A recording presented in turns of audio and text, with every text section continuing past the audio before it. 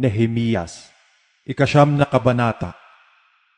Nang ika-24 na araw nga ng buwang ito, ay nagpupulong ang mga anak ni Israel na may pag-aayuno, at may pananamit na magaspang, at may lupa sa ulo nila. At ang binhi ni Israel ay nagsihiwalay sa lahat ng taga-ibang bayan, at nagsitayo at nangagpahayag ng kanilang mga kasalanan, at ng mga kasamaan ng kanilang mga magulang. At sila'y nagsitayo sa kanilang dako at bumasa sa aklat ng kautusan ng Panginoon nilang Diyos ng 1/4 na bahagi ng araw. At ang 1/4 na bahagi ay nagpahayag ng kasalanan at nagsisamba sa Panginoon nilang Diyos. Nang magkagayoy nagsitayo sa mga baitang ng mga Levita, si Hesua at si Bani, si Kadmiel, si Sebanias, si Buni, si Serebias, si Bani at si Kenani, at nagsidaing ng malakas sa Panginoon nilang Diyos.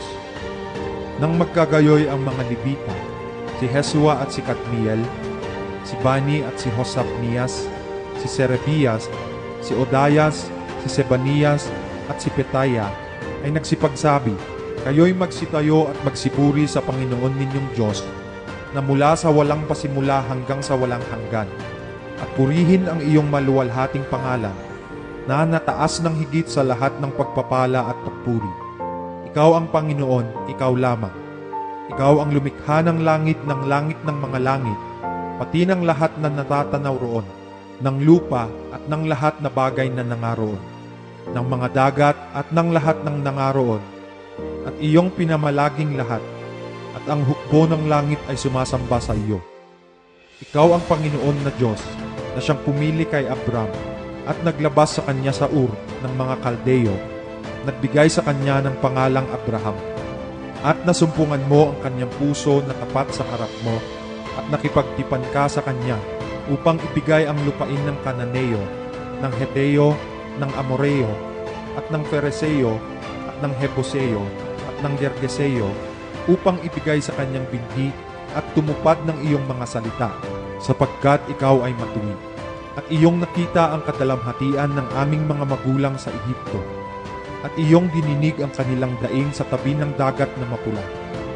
At nagpakita ka ng mga tanda at mga kababalaghan kay Faraon, at sa lahat niyang mga lingkod, at sa buong bayan ng kanyang lupain, sapagkat iyong nakilala na sila'y nagsigawa na may kapalaluan laban sa kanila.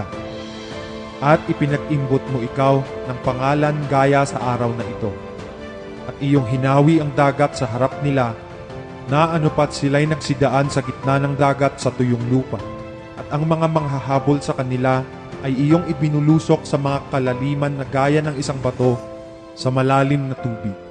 Bukod dito'y iyong pinatnubayan sila sa isang tila haliging ulap sa araw at sa isang tila haliging apoy sa gabi, upang bigyan sila ng tanglaw sa daan na kanilang lalakaran. Ikaw rin naman ay bumaba sa bundok ng Sinai, at nagsalita ka sa kanila mula sa langit, at binigyan mo sila ng mga matuwid na kahatulan at mga tunay na kautusan, mga mabuting palatuntunan at mga utos, at ipinakilala mo sa kanila ang iyong banal na saba, at nag-utos ka sa kanila ng mga utos at ng mga palatuntunan at ng kautusan sa pamamagitan ni Moises na iyong lingkod. Nagbigay ka sa kanila ng tinapay na mula sa langit sa kanilang pagkagutom, at nilabasan mo sila ng tubig na mula sa malaking bato sa kanilang pagkauhaw, at inutusan mo sila na magsipasok na ariin ang lupain na iyong isinumpa upang ibigay sa kanila. Ngunit sila at ang aming mga magulang ay nagsigawa na may kapalaluan at nagpatigas ng kanilang leeg, at hindi dininig ang iyong mga utos. At nagsitanggi na magsisunod, ni hindi man inalaala ang iyong mga kababalaghan na iyong ginawa sa gitna nila, kundi nagpatigas ng kanilang leeg, at sa kanilang panghihimagsik ay naghalal ng isang punong kawal upang magsibalik sa kanilang pagkabihag. Ngunit ikaw ay Diyos na madaling magpatawad, mapagbiyaya at puspos ng kaawaan, banayad sa pagkagalit at sagana sa kahabagan, at hindi mo pinabayaan sila. Oo, nang sila'y magsigawa sa kanila ng isang buyang binugo at magsabi, "Ito ay iyong Diyos na nag-ahon mula sa iyo sa Ehipto," at sila'y nagsigawa ng malaking pamumungkahi, Gayunmay ikaw sa iyong masaganang mga kaawaan ay hindi mo pinabayaan sila sa ilang. Ang tila haliging ulap ay hindi humiwalay sa kanila sa araw, upang patnubayan sila sa daan, ni ang tila haliging apoy man sa gabi, upang pagpakitaan sila ng liwanag at ng daan na kanilang lalakaran. Inyo rin namang ibinigay ang iyong mabuting espiritu upang turuan sila, at hindi mo inaalis ang iyong mana sa kanilang bibig, at bigyan mo sila ng tubig sa kanilang pagkauhaw. Oo, 40 taon na iyong kinandili sila sa ilang, at hindi sila nagkulang ng anuman. Ang kanilang mga suot ay hindi na luma, at ang kanilang mga paa ay hindi na maga. Bukod dito'y binigyan mo sila ng mga kaharian at mga bayan, na iyong binahagi ayon sa kanilang mga bahagi. Sa gayoy kanilang inari ang lupain ng Sehon, sa makatwid bagay ang lupain ng hari ng Hesbon, at ang lupain ni Og na hari sa Basan. Ang kanila namang mga anak ay pinarami mo na gaya ng mga bituin sa langit, at mga ipinasok mo sa lupain, tungkol doon sa iyong sinabi sa kanilang mga magulang, na sila'y magsiparoon upang ariin. Sa gayoy ang mga anak ay pumasok at inari ang lupain, at iyong pinasuko sa harap nila ang mga mananahan sa lupain, ang mga Kananeo, at ibinigay mo sa kanilang mga kamay, pati ng kanilang mga hari at ang mga bayan ng lupain, upang magawa nila sa kanila kung ano ang kanilang ibigin. At sila'y nagsisakop ng mga bayan na nakukutaan ng matabang lupain, at nangag-ari ng mga bahay na puno ng lahat ng mabubuting bagay, ng mga balon na hinukay, ng mga upasan, at ng mga olibuhan, at ng mga punong kahoy na may bungang sagana, na anupat sila'y nagsikain, at nangabusog, at naging mataba, at nangaaliw sa iyong malaking kagandahang loob. Gayunmay naging manunuway sila, at nanghimagsik laban sa iyo, at tinalikdan ang iyong kautusan, at pinatay ang iyong mga propeta, na nangagpatotoo laban sa kanila, na sila'y magsipanumbalik sa iyo, at sila'y nagsigawa ng malaking pamumungkahi. Kaya't iyong ibinigay sila sa kamay ng kanilang mga kalaban, na siyang nangagpapanglaw sa kanila, at sa panahon ng kanilang kapagabagan, nang sila'y magsidain sa iyo, iyong dininig mula sa langit, at ayon sa iyong saganang mga kaawaan, ay iyong binigyan sila ng mga tagapagligtas, na nangagligtas sa kanila, sa kamay ng kanilang mga kalaban. Ngunit pagkatapos ng kanilang kapahingahan, sila'y nagsigawa uli ng kasamaan sa harap mo.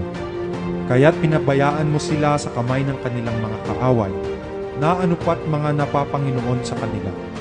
Gayunmay, nang sila'y magsipanumbalik at magsidaing sa iyo, iyong dininig mula sa langit, at madalas na iyong iniligtas sila ayon sa iyong mga kaawaan, at sumaksi ka laban sa kanila, upang mga ibalik mo sila sa iyong kautusan.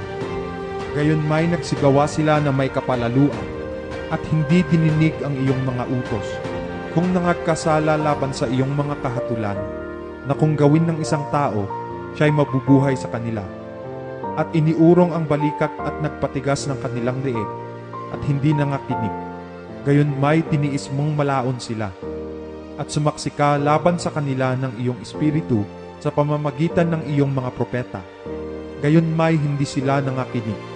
Kaya't ibinigay mo sila sa kamay ng mga bayan ng mga lupain.